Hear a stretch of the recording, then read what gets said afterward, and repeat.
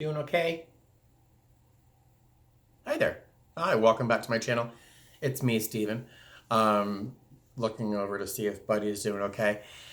So this video is going to be an update about Buddy. There's no flight attendant content here. So if you're here for that, I'm sorry to disappoint you. I do have lots of other videos to watch, and I'll be filming another video this weekend on my layover in Boston, which is supposed to be beyond cold, so I'm not even leaving the hotel room. Um, and for those people who are, for some reason, easily offended by cat poop, this might not be the video for you either, because I'm going to be a little descriptive about cat poop and Buddies in particular in a moment. One of the reasons we're going to the vet tomorrow. I'm feeling very proud of myself right now because this is probably the fourth time I've filmed this video. And at this point, in three other videos, I have been crying, like ugly crying already at this point. So I'm feeling very good about myself. I went to a meeting and then came back home and filmed this. So Buddy, update about Buddy. You know he's been in my life for about 2 months or so, maybe a little bit more now. He has taken over my apartment. We have 5 different cat beds. He uses 2 of them with some frequency. I did get him a small cat tree. It's like a big giant wooden tube covered in carpet that he gets in once in a while. And when he does, it's fantastic, but he doesn't get on it very often. And he has 2 kitty litter boxes. Now, I have a very small apartment. I live in a small studio. It's less than 500 square feet. One of them, the smaller of the litter boxes, is in my walk-in closet behind the wall behind me. The other is what used to be an under the bed box. You know those big, long, rectangular boxes where you put sweaters, clothes, stuff like that under the bed. Well, I figured since the way that Buddy uses the litter box, he is very strange. He's a strange cat. He doesn't go in there and like just poop and then cover it with his hind legs. He goes in like a squirrel. He goes in like a squirrel and he digs a hole with his hands.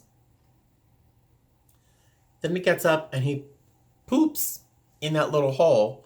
Then he goes back with his hands again and he tries to fill in the hole. He's like a squirrel burying a nut, but it's his poop. So he doesn't use his hind legs really at all when he's going to the bathroom.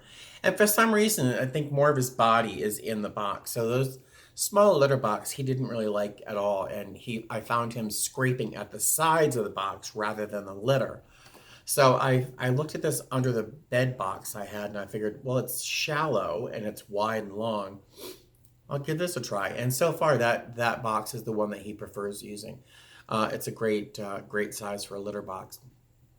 But I have a small apartment and it's like right in front of my front door. So it's not the nicest thing to walk into. Thank God no one actually looks inside my apartment but me. So this is not really making a lot of sense until I start to tell you that Buddy's poop. Let's talk about Buddy's poop. Buddy's poop has really never been, it has been consistent in its lack of consistency.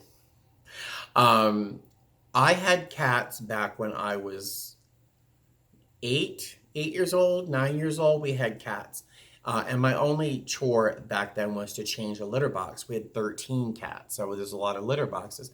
So my only chore was to change the litter boxes. And I remember what cat poop looks like. I mean, those little brown Tootsie Roll things.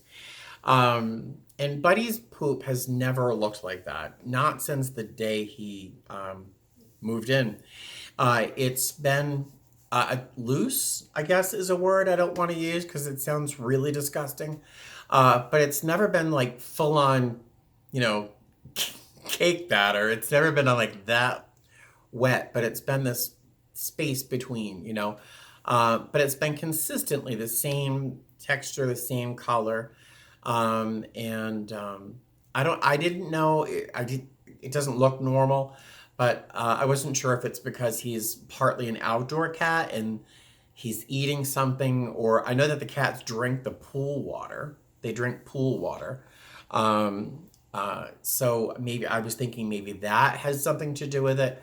But he didn't seem in ill health otherwise. His coat was nice and shiny. He was losing little teeny bits of like dried skin with some hair attached. Not shedding, but like a little clump. Once in a while would come out when I would brush him. But he didn't seem in ill health. He's eating like a horse. He gained some weight. He drank a fair amount of water.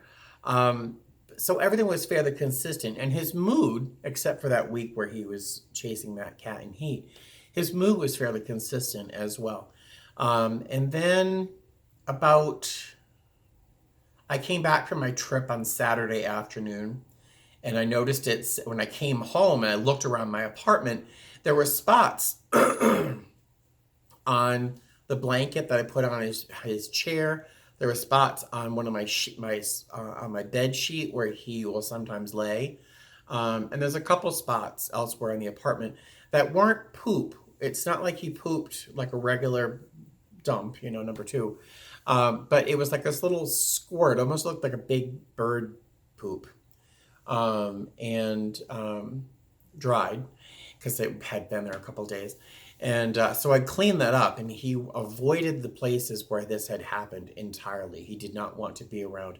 I had to wash this blanket twice before he would get back on it. So that was weird because it happened at a couple different spots, and he hadn't done that before. And then I was petting him because I missed him, and he kind of his eyes went wide open, whoop, and I heard a little, like a fart. My channel has really changed a lot. It sounded like a little fart, and his eyes flew open, and he was startled by this happening to him, and he kind of did this thing. It was like a combination of poop and something else. I'm not quite sure what it was. And he flew across the room and went down and tried to clean himself. And so I cleaned up the stuff, and I thought, well, that's weird. And it's happened again and again over the past couple of days. And so it's just been me looking around the apartment whenever I haven't been around, cleaning up these little spots. And it's not all over the place, but it hasn't happened before. And then this morning, he used the litter box twice, and I was like, yay, buddy. And I looked, and he had gone to the bathroom twice this morning. And the second time, there was actually what I think was blood on the surface of some of his poop. And I'm feeling very proud of myself right now for not bursting into tears, because I've tried to film this video a couple times earlier, and at this point I was in racking sobs, and I feel one coming right now. So try to control myself. But there was a little bit of blood in his poo this morning, and it got me very upset, and I didn't know what to do. And I've watched a whole bunch of YouTube videos on cat poop. You'd be surprised how many videos there are about cat poop. And all of them said, if he's eating normally, he's drinking well, he seems hydrated. They show you how to pinch the neck to see if it's dehydrated. And if they're doing okay and their behavior hasn't changed, this should pass. Well, it's been a while that his poop has looked like this. So I figured he was fine. If his behavior was all in the green, this might be his normal.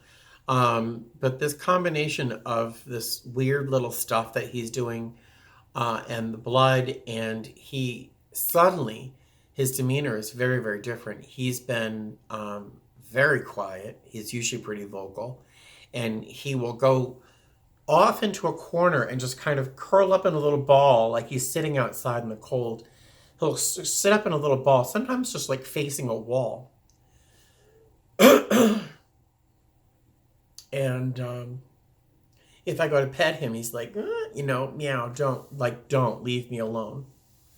And so I've been very upset, thinking like if he's been sick for a while and I didn't see the signs, I'm just a rotten person, and I've been torturing him. I don't know. He seemed happy and healthy, but that blood scared me. So I called some friends who have cats and asked them for suggestions and vets, and they're all telling me to go to this veterinarian like out in the middle, like out on the edge of the desert, where they do free screenings for strays. If you're trying to take in a rescue, um, they do free screenings. They charge for everything else, but the Uber ride there and back would have cost me like $50. So I called a couple vets around me, and there's a place on Tropicana nearby.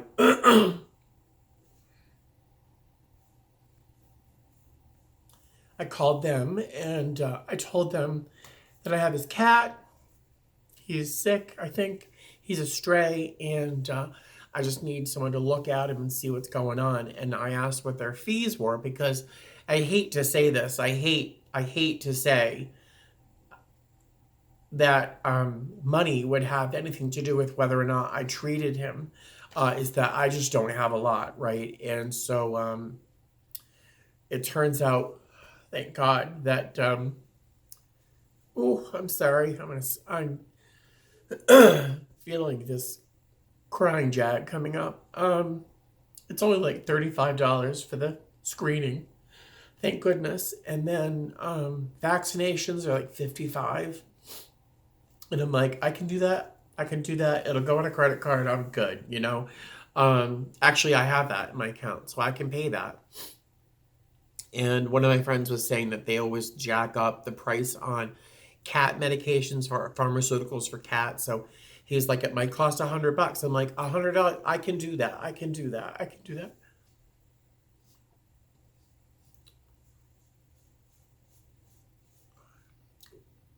Sorry.